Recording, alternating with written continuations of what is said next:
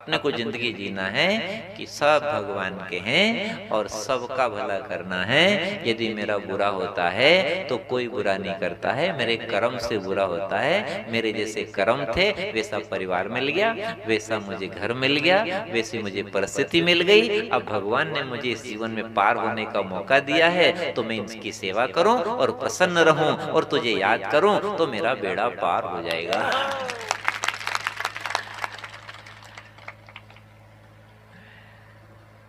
भले ही चश्मो लागे पर आधा बजे रही आधा नहीं बजे रही, सब देख रहा है। श्री गिरिराज धरण की। एक बात बताओ, अगर इनको जय नहीं बोलोगे और ताली नहीं बजाओगे, आरती नहीं लोगे, कीर्तन नहीं करोगे, सेवा नहीं करोगे तो इनका करोगे क्या? इनका क्या करोगे इनका? भले आज तो यूं करके फरो यूं एक झटके में यूं का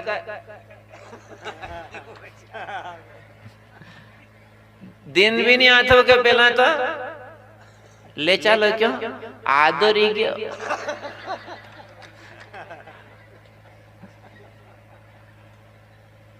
खा ऐसी क्षणभंगुर काया लेके बैठे हैं और काय का गुमान, काय का अहम, कहां फंस रहे हो?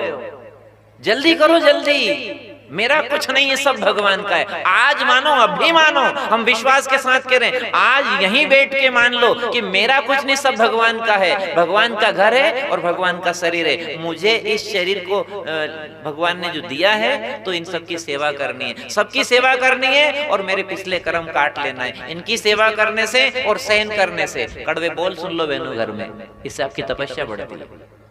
घर में सासू ननन देरानी जेठानी पड़ोसन कोई भी कड़वा बोले आप सुन लो और सुन के मौन हो जाओ। कोई बोले क्यों तू बोले नहीं, तू क्यों नहीं बोले? मेरे कर्म कट रहे हैं। क्या बोलोगे? मेरे पुराने जो कर्म है नहीं वो कट रहे हैं इसलिए मैं नहीं बोलूं। मवाद निकलता है तो शांति आती है। आप जितना सहन करते हो भक्तों अपने घर में और सेवा करते हो सबकी और भगवान को याद करते हो, सहन करने से, सेवा करने से और गोविंद को याद करने से हमारी पुरानी गंदगी साफ होती है, कचरा साफ होता है। होनी के संग हो लो कर्म का कचरा धो लो, होनी के संग जो हो रहा है उसके साथ हो जाओ। यदि अपने साथ बुरा भी हो रहा है तो ठीक है, भगवान की इच्छा है, बुरे से बचना है, लेकिन फिर भी बुरा हो रहा है तो स्वीकार करो। अपने मन की चलेगी ही नहीं, पक्की बात है। यदि सुखी रहना है तो जो हो रहा है उसे स्वीकार कर लो, ठीक है, भगवान की इच्छा है, मेरे प्रभु का विधान है, कर्म प्रधान विश्व करी राखा, मेरे श्री हरि का विधान है इसलिए मैं स्वीकार करूं। तो आप स्वीकार करते सीखो अपने जीवन में। ये जो सूत्र आपको सुना रहे नहीं, ये बहुत काम के सूत्र है। सहन करो, सेवा करो और भगवान को याद करो।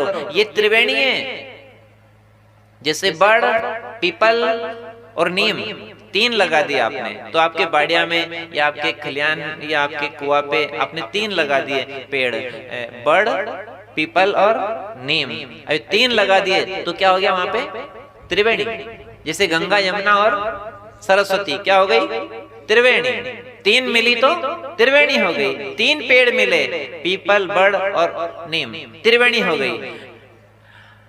अब आप कहो कि हम तो बड़ की पूजा करें, शिव जी का स्वरूप है, पीपल की पूजा करें, भगवान विष्णु का स्वरूप है, ये इसकी पूजा, त्रिवेणी पूजा करें। आपको गंगा में नहाए, हम तो प्रयागराज जाएंगे त्रिवेणी नहाएंगे, हमें पुण्य मिलेगा। घर बैठे नहीं जा सकते हो, कुछ नहीं कर सकते हो। यहाँ भी त्रिवेणी देखो खलियान में, यहाँ त्रिवेणी देखो गंगा जी में, लेकिन आपने भगवान को याद किया और कड़वे बोल को सहन कर लिया और फिर भी सेवा करते रहे तो त्रिवेणी आपको नहीं जाना पड़ेगा, त्रिवेणी आपके घर में आएगी। आम के आम और गुठली के हींग लगे ना फिटकड़ी रंग आए चोखा, आनंद आ जाएगा। त्रिवेणी चल के आपके घर में आएगी, पर तीन बात मान तो लो। भगवान को याद करना है मन से और तन से सेवा करना है संसार की, और सहन करना है, सहन करते हुए अपने जीवन की यात्रा करना है। आज के लोगों में सब तरह का ज्ञान भी है, सब अकल भी है, मोबाइल चला लेते हैं, मशीनें चला लेते हैं, सुविधा बहुत है और खूब सुख सुविधा, सब तरह का जीवन अच्छा चल रहा है। एक बात की बहुत कमी आज के जमाने में, अन्न की कमी नहीं है, धन की कमी नहीं है, कपड़े की कमी नहीं है। कपड़े की कमी पहले थी कि नहीं थी? एक टेरिकॉट कमीज कोई लिया तो नहीं घर में, तो आका घर का उनके पहनता था। पहला का जमाना में गेहूं की रोटी नहीं बनती थी साहब, ज्वार बाजरा की खाते थे। गेहूं की रोटी तो दिवाली आती थी नहीं, त्वारे बारे जदे बनाता था। अब अन्न कितना हो गया, भंडार है। कपड़े कितने हो गए, भंडार है। रकम सोना चांदी देखो कितनी खेती आ रही है, सब सुविधाएं हो गई। आज के जमाने में मनुष्य हर काम में आगे बढ़ गया, मशीनों में आगे बढ़ गया, सुविधाओं में आगे बढ़ गया, कमाई में आगे बढ़ गया, सब जगह आगे बढ़ गया, पढ़ाई में आगे बढ़ गया। पहले इतने स्कूल कहाँ थे, इतनी पढ़ाई कहाँ थी, इतनी मशीनें कहाँ थी? कैसा युग था पहले? बद्रीनाथ जाता था नहीं तो रोता था, रोता पाछा आया कि नहीं आया, कितना दिन में आया। और अबे जाए तो देर नहीं लगे साहब। जो महीनों का काम था वो मिनटों में हो रहा है। सुविधाएं बहुत बढ़ गई, लेकिन आदमी सब जगह आगे बढ़ गया, एक जगह पीछे रह गया। सुख भोगने में तो मनुष्य आगे बढ़ गया, पर दुख झेलने में, बोलते जाओ फटाफट। पहले के जमाने में इतना दुख झेलते तो लोग, उतना दुख आज झेल सकते क्या?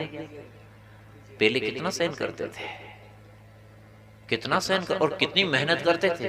पहले के लोग कितने मेहनती होते थे भक्तों। अंदाज लगाओ, सोचो सोचो, पैदल चढ़ जाते थे बद्रीनाथ। महीना महीना तो खाट पे बाड़ा भी पड़ा रहता, हाथ से ही सब काम कर लेते थे।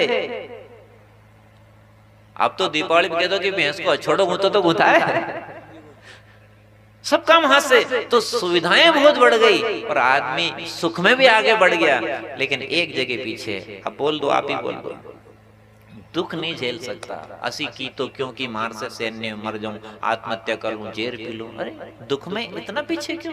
जब सुख में आगे बढ़ गए तो दुख भी झेलते सीखो। दुख तो छोटे छोटे बच्चे भी नहीं झेलना पसंद करते साहब। अब कोई बहन से कह दो कि बहन ससुराल में थोड़ी दुख है तो झेल लेते, तपस्या है। सीता जी ने भी तो झेला, वनवास जाके कम झेला क्या सीता जी ने? तो आज राम जी के साथ आरती उतारी मंदिर में, जय जगदीश्वरे कर रहे हो और रामचंद्र कृपालु भजन कर रहे हो और सीता जी की आरती उतार रहे हो। सीता जी से पूछो तो सही कितनी बीती और कितना सहन किया उन्होंने। खाली आरती चढ़ना मत लेके क्या आ रहे हो, उनके जुन जोड़े की तरफ देखो तो सही कि आज मंदिर में जय जयकार हो रही और घी के दीपक जलाए जा रहे हैं, उनके दिवाली हो रही है। तो काय के कारण? सहन करने के कारण। आज के जमाने में सुविधाएं बहुत हो गई, कपड़े पहनने को अच्छे, मेकअप बढ़िया, चाय दूध खाना पीना सब चकाचक, हर क्षेत्र में आगे बढ़ गया आदमी। पर कहां पीछे रह गया? कहां पीछे रह गया? दुख झेलने में बहुत पीछे। दुख की कह दो तो अरे राम, सब झेल लूं पर मार से दुख नहीं झेला है, मार से बोल सहन नहीं हुआ है। क्यों नहीं हुआ? जब भगवान श्री कृष्ण शिशुपाल की 100 गाली सहन कर रहे तो तुमसे इतना सहन नहीं हुआ? माँ बाप का ही सहन नहीं हुआ, भाई भाई का सहन नहीं हुआ, दिरानी जेठानी का सहन नहीं हुआ? क्या महापुरुष बनोगे तुम? क्या न्याय करोगे जिंदगी में? तुम कैसे गृहस्थी चलाओगे? तुम कैसे उद्धार होगा तुम्हारा?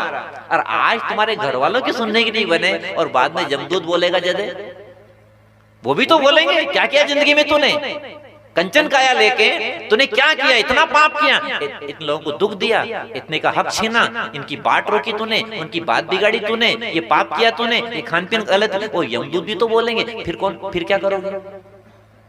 आज लोग कहते हैं ये बुरा वो बुरा, उसने मेरा नुकसान कर दिया तो रिपोर्ट कर आओ, चलो थाने चले जाओ, कोर्ट कचहरी कर लो। और कल से आपके शरीर में कोई बीमारी लग गई, अब किसकी रिपोर्ट करोगे? बोलो बोलो जल्दी करो।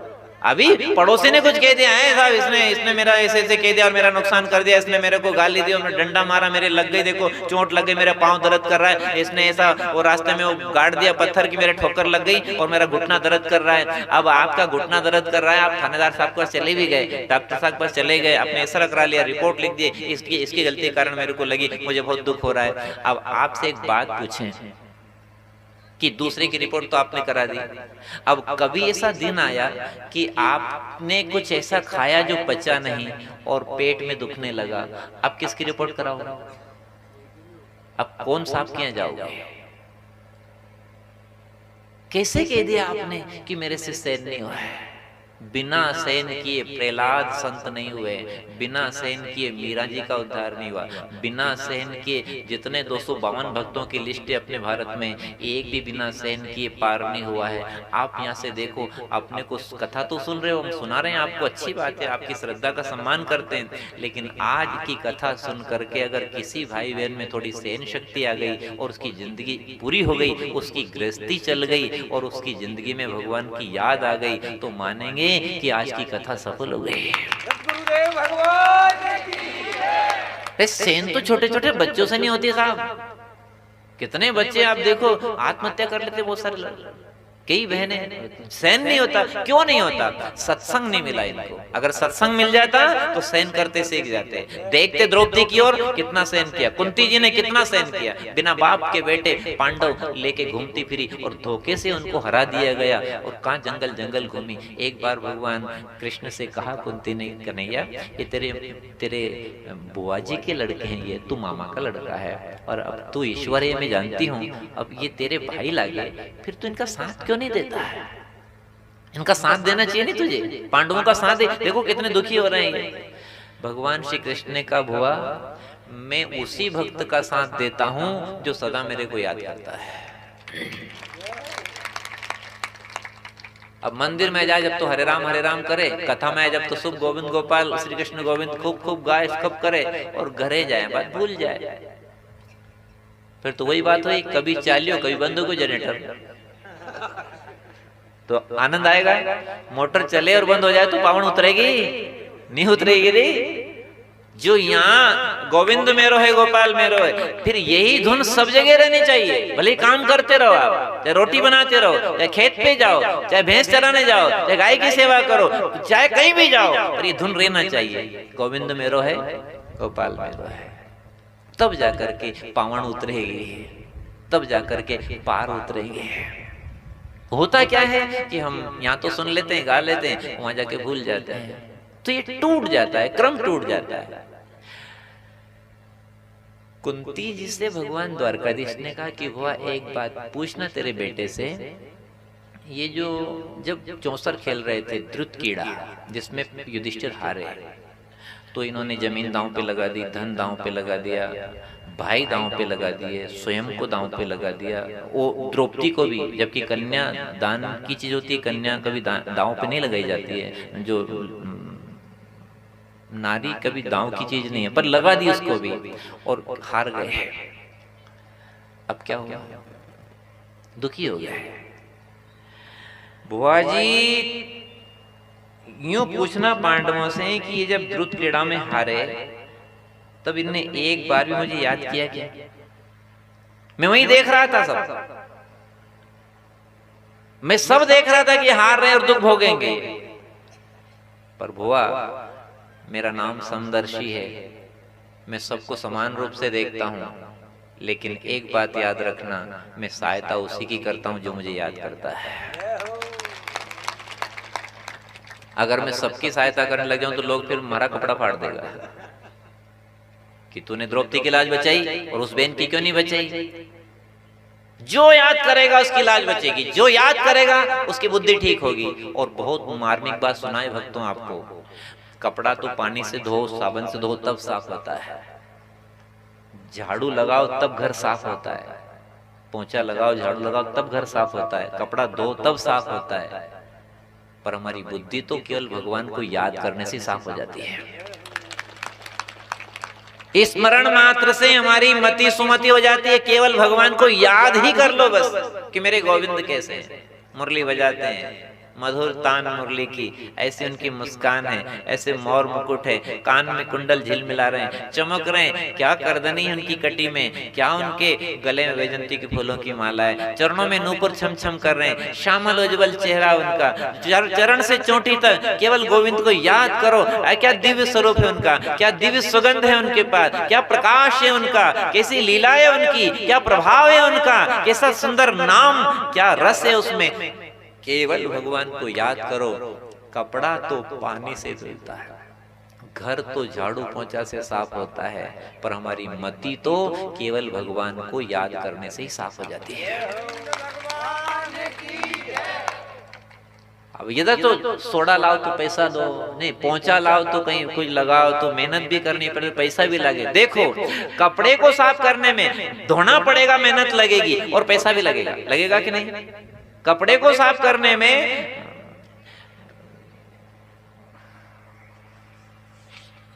मोबाइल में चलाना कोई भी वो थोड़ा हमें जाने क्या होता है मोबाइल देख करके। 20 साल पहला आया था नहीं जब ये बीमारी थी को नहीं, ठीक है कोई नहीं थी, पर कभी किसी को हो तो आपको उसको बंद रखना, और मोबाइल पे तो कभी कोई चीज डालना ही नहीं, बस इससे हमें जाने क्या होता है। हाँ क्या सुना रहे थे आपको? गई तो हाँ हाँ बस बहुत बढ़िया, ताली बजा दो आप इस बात पर। ऐसे याद रखो ताकि जुड़ी रहे, बांकड़ा से बांकड़ो मेलता जाओ तो रस्सी बन जाएगी। हाँ आबासी कथा सुना है देखो तो याद रखा करो कहाँ कथा चल रही थी।